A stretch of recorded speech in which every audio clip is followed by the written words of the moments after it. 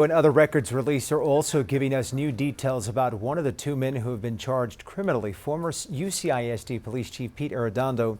Most of the confusion during the response came from law enforcement not knowing if they were dealing with a barricaded subject or an active shooter situation. Body cam video from 17 minutes after the shooter entered the classroom shows some of that confusion.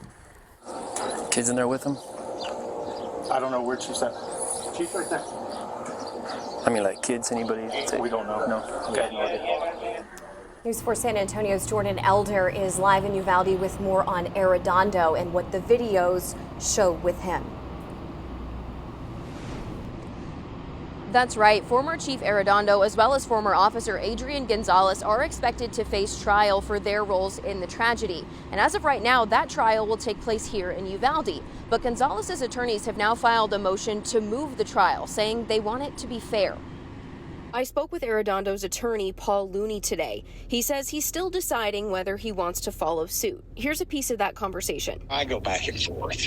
I think that any jury anywhere is going to acquit the chief. He didn't do anything at all that was criminal. Arredondo is largely considered to have been the incident commander that day, the leader.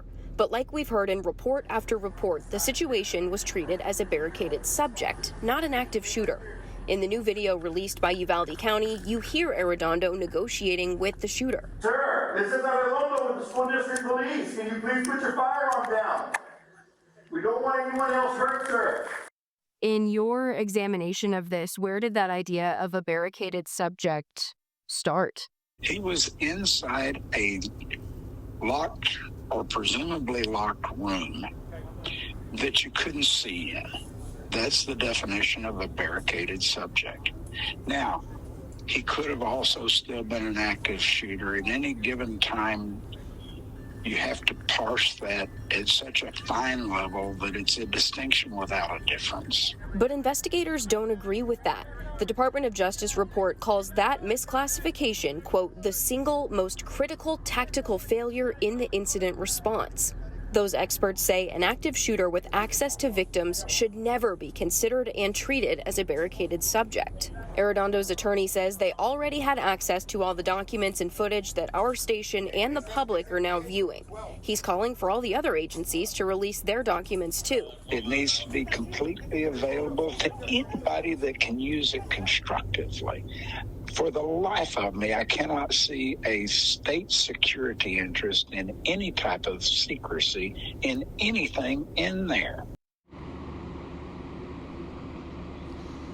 I asked Paul Looney if his client feels the same way that he does, that all of these documents should be released to the public. He says he hasn't directly asked Arredondo that question, but he does feel that the former chief would agree with him on that. For now, reporting live in Uvalde, I'm Jordan Elder with the News 4i team. The last agency that has yet to release records is the Texas Department of Public Safety. DPS continues fighting the process in court. It had dozens of state troopers on the scene that day and was a major presence in the law enforcement response. And there's reportedly more than 2 terabytes of information. News 4 San Antonio will continue pushing for answers. As we learn more information, we'll bring you the latest on air and online.